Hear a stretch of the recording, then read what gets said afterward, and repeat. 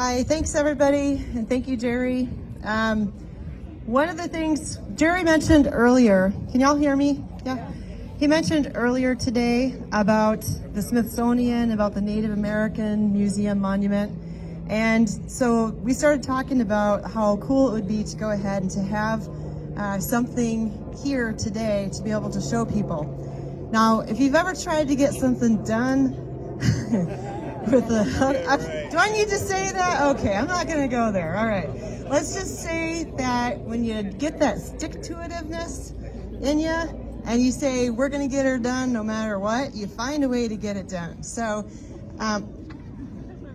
okay, so the thing is that our guys right here from the AVTT, where are they at? Right here. So American Veterans Traveling Tribute. Right here, this is Jim. And if you can give him a round of applause, drove all the way from Texas. Brought the traveling Vietnam Memorial Wall, as well as the Cost of Freedom Tribute. And he goes around the country and does this. So we can't thank you enough for coming out here to Camp Verde to be with us to pay tribute to our fallen soldiers. His counterpart is Lonnie, and Lonnie's here today because Jim had a little knee surgery, or so, day after I get back. Yeah, day after he gets back. So talk about a trooper, right?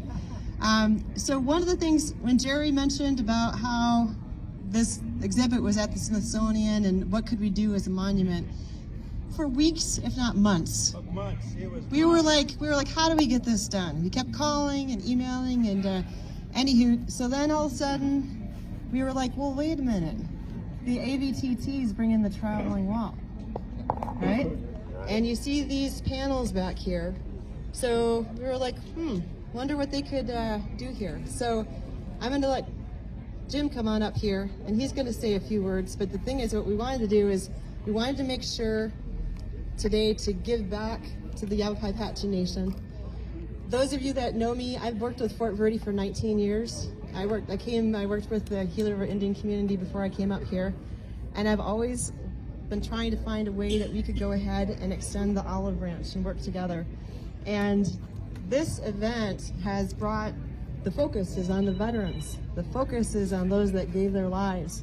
And so we set aside all differences, whatever it is, and this is the one way that we give back. And so when Tanya said yes, she made history by us coming together here today, because this is the first time in the history of the traveling wall that a separate Native American nation has gone ahead and come to the table and said, yes, we will go ahead, we will plan a day and recognize Native American veterans in addition to all veterans. So Tanya, you deserve a round of applause.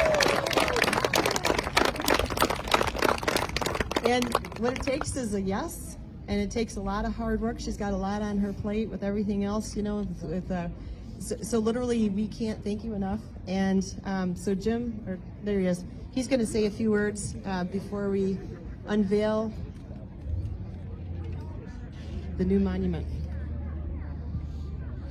All right, everybody. My name is Jim Gilliland. Of course, I'm with American Veterans Traveling Tribute. We are out of a little town called Bullard, Texas.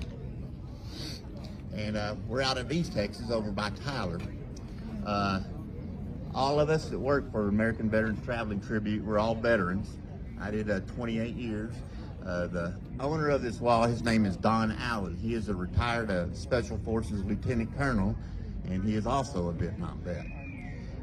Before I get on with the other stuff, there's something I would like to do here. There's 3 people I would like to recognize. Jerry, I don't know if y'all know the significance of someone being coined, but in the military, it's kind of a high honor for someone to coin you.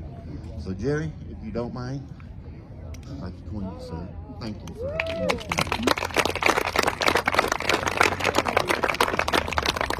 And we haven't forgot about you either.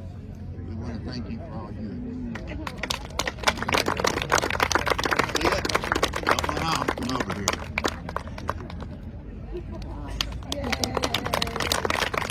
I want to tell y'all something about this lady here. How long we've been talking? 3-4 months? Yeah, she's been calling me and everything, and she has put in a lot of work for this. A lot of work. And I want to tell you about this panel we're about to present. What was it, Thursday? I get a call from Sheila, and she's, I'm coming Sunday, right? He's like, is there something we can do? And I'm talking, I'm like, if you can get us a design and get it to us no later than tomorrow, I said, we can do it. So anyway, we get the design, and I give it to Donnie. Donnie's our guy that does all of our engraving. All this is done in-house. We do it ourselves. And I give it to Donnie. He has to put it in the computer and everything. And I'm sitting there Friday, and it's about 1 o'clock. The lasers are going, and what happens? The transformer outside blows up. Our laser engraver shuts down. First thing I do is jump up, and I look at Donnie, and I said, what did that just do to our panel? He said, nothing, we're fine. Don't worry about it, Jim. But, yeah, I wanted to recognize Sheila for all the work she has done. She has been an absolute blessing to deal with, a great person, and I hope all y'all appreciate all the work this lady has done. If you could give her a hand.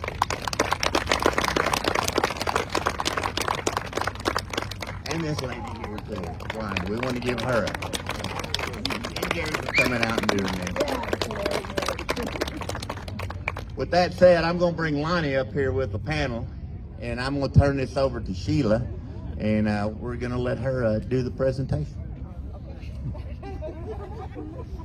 Come on, I get a hug for you. And I want to thank all y'all for coming out too. Thank y'all. And if you guys can come up front here so that Jerry and Tanya both, because the thing is that everybody knows that you can't go anywhere without having volunteers that help you out.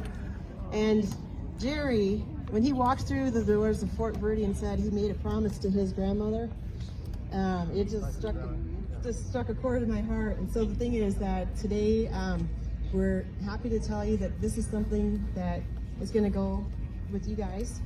You're taking this home with you. So, all right. So.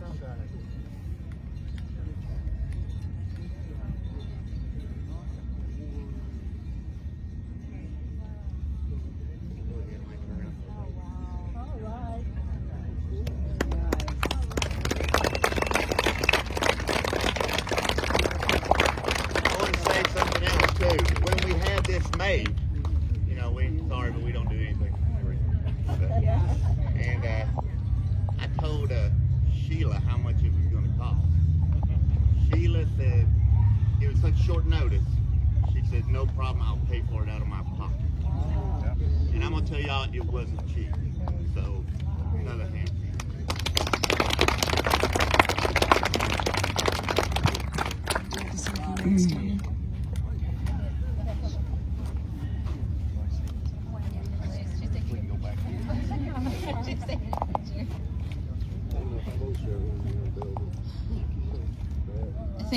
Thank you very much for everything.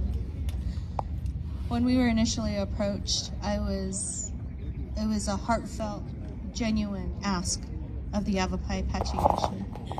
We do have a history here. We do have a history in Camp Verde. And everything set aside, we can do this together. We can. We're here together. And I share with everybody I speak with, we of the Yavapai Apache Nation, we aren't going anywhere. This is our home, and we aren't going anywhere. It's been an honor and a pleasure to work beside each and every one of the veterans that I have worked with. I know it was an honor when I was in Washington, D.C. on behalf of the Yavapai Apache Nation, and I got a call and contact by Trey Smith. I spent a good amount of time with him. And it's always very emotional because when my dad was with us, as I shared, he was a Vietnam veteran. He's no longer here. There's a lot of things my dad did not say, nor did he share. And just before I lost my dad, he shared a lot of things with me. And then I understood why he felt the way that he did. As I shared, he had a lot of goals. He had a lot of aspirations. But yet he was called to serve this country. He went a different avenue. He did have a successful career, which he retired, and then he came home. He came home and I was with him till the last day that he took his last breath. And I'm very, very proud of my father. I'm so proud of my dad. He's a very strong man. And my mother, who stood beside him all the way through.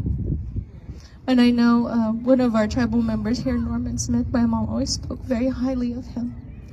She always spoke of Norman as her son. He grew up with my older siblings. She loved him so much.